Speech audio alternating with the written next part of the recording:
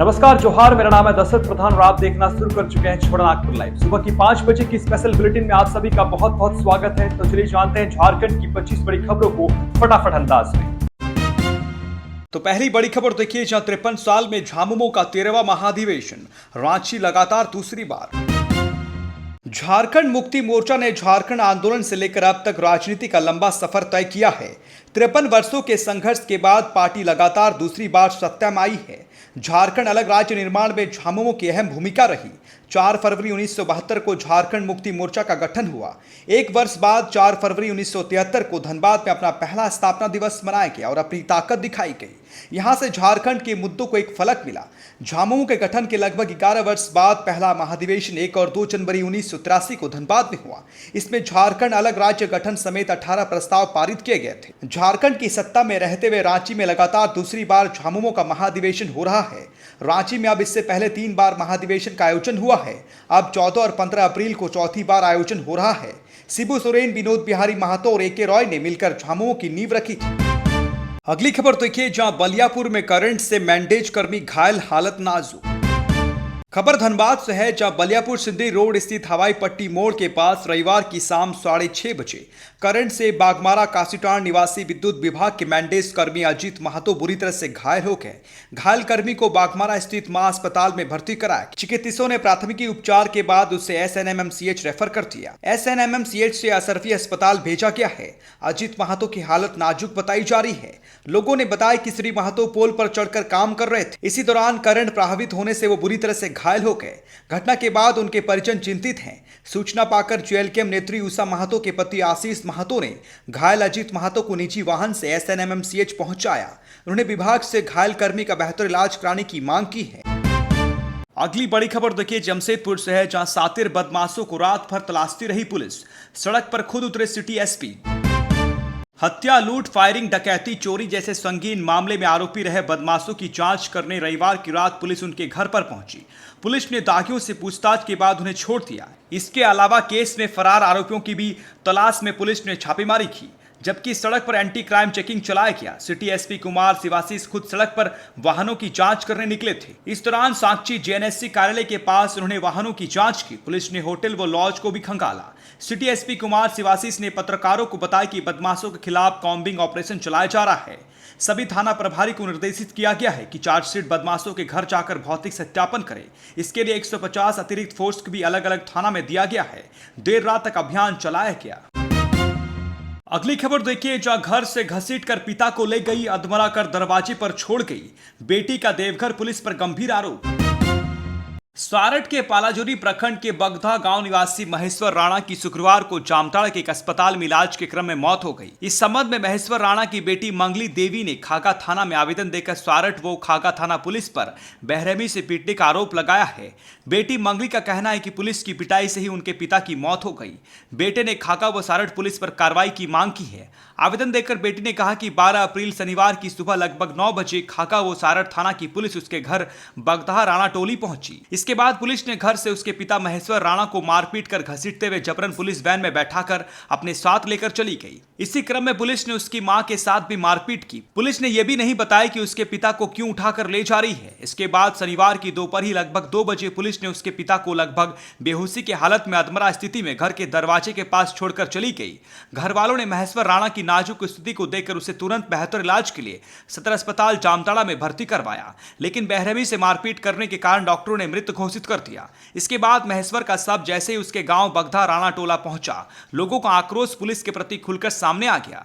लोग एक सुर से महेश्वर राणा की मौत के लिए पुलिस पदाधिकारी पर आरोप लगाते हुए कार्रवाई की बात कर रहे थे। अगली बड़ी खबर देखिए, जहां बोकारो में लगातार बयान बदल रहा है गिरफ्तार बांग्लादेशी। चंदनक्यारी के झाबरा गांव में ग्रामीणों द्वारा पकड़कर पुलिस को सौंपे गए संदिग्ध बांग्लादेशी नागरिक को बोकारो पुलिस कोई जोखिम लेने के मूड में नहीं है। SP मनोज स्वर्गियार के निर्देश पर चंदनक्यारी से लेकर बोकारो तक की पुलिस अलर्ट मोड पर है। पुलिस निगरानी में सदर अस्पताल में इलाजरत संदिग्ध के बताए स्थायी निवास स्थल की पड़ताल बोकारो पुलिस कर रही है। पुलिस अधिकारियों की टीम ने कई बार संदिग्ध से बातचीत करने की कोशिश, लेकिन संदिग्ध हर बार विक्षुब्ध सा व्यवहार कर रहा है। ऐसे में पुलिस को उसके बारे में जानकारी जुटाने में कठिनाई हो रही है। मामले को लेकर मिली जानकारी के अनुसार चंदनक्यारी प्रखंड के झाबरा गांव के ग्रामीणों ने शुक्रवार की देर रात एक संदिग्ध बांग्लादेशी नागरिक को खदेड़कर पकड़कर उसे चंदनक्यारी पुलिस के हवाले कर दिया। उस व्यक्ति ने सीएचसी चंदनक्यारी में चिकित्सीय जांच के दौरान उसने खुद को बांग्लादेश के ढाका का निवासी बताया।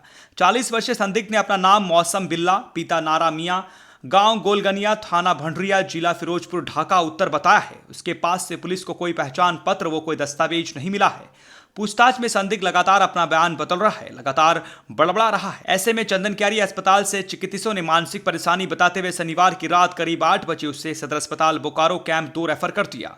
इधर चंदनक्यारी के ग्रामीणों के अनुसार छाबरा गांव में एक नहीं कई संदिग्ध घूम रहे थे। संदेह होने पर सभी को खदेड़ा गया, एक पकड़ में आया, बाकी सब फरार हो गए।